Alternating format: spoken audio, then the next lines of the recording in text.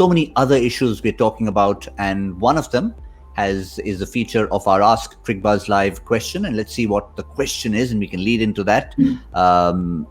Saish Patil has come up with this, and he says, for Indian team members like Mayank Agarwal, KL Rahul, Jasprit Bumrah, Mohammad Shami, it'll be a case of living in a bio bubble, albeit a slightly less strict one in Australia, for close to 5 months when the Australia tour ends. Is playing cricket like this sustainable in the long run? Now, the operative words there, Zaheer, are long run. You've been part of multiple bubbles. Yes, maybe not as a player, but it's still something you have to be part of when you're part of any kind of a squad. Well, it certainly is. I think in the long run, it can get to you. If particularly if you are a personality who likes going out, who are outgoing personalities, it's always going to find it tough to be restricted with many things. So naturally, we're ruling you out, Zach. Yeah, I can adapt to any situation and condition. There you go.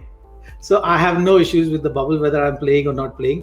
But yes, you have. I've personally heard few conversations, where people have been concerned about the length of a bio bubble and moving from one bubble to another if they don't have time in between. I think what you'll see happening is that some kind of time off away from bubble, and that which means that players who are finding it tough should be given that opportunity of or choice of moving away from bubble for a while, which is choosing their games and the time in consultation with the management, deciding what is the exact window which they can get out of the bubble and come back in. Yeah, but there's been a few worrying developments, Michael, and we've just turned that into a list. And as you can see, we had it for Pakistan and New Zealand, players who were found COVID positive. Mujibur Rahman in the Brisbane Heat, Tom Banton has pulled out. And the real one, the England-South Africa ODI, which initially was postponed after the hotel staff is tested COVID positive, it's been cancelled, and there's a possible cloud over the tour, Michael. Yeah, I mean, that's frustrating from the England perspective. I don't think they've been that impressed with the COVID secure bubble in South Africa. I think they feel it's not quite been secure enough around the team. But you're looking at these bubbles, and can they last? I don't think they can.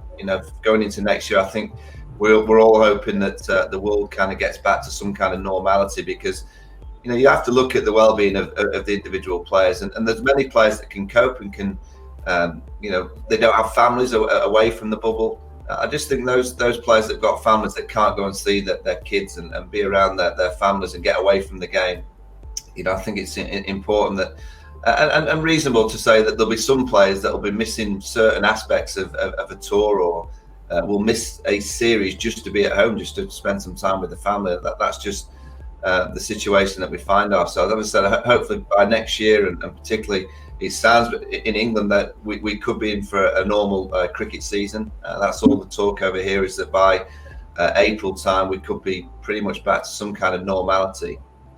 We've got our fingers crossed for that. But if there are individual players, as Tom Banton has just kind of come out and said, he just can't cope with going into another bubble, and having 14 days of quarantine and then playing a big bash in another bubble.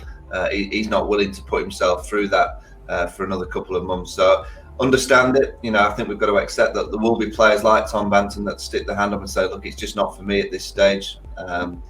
There'll be players that can cope with it and are more than happy and willing to go and get into another bubble. But it's just the individual kind of players' decision-making process that can give them that option to pull out if need be. And I'm sure all the managements of all the different teams, whether internationally or these franchises around the world, they'll be absolutely fine if individual players do exactly what Tom Banton's just done.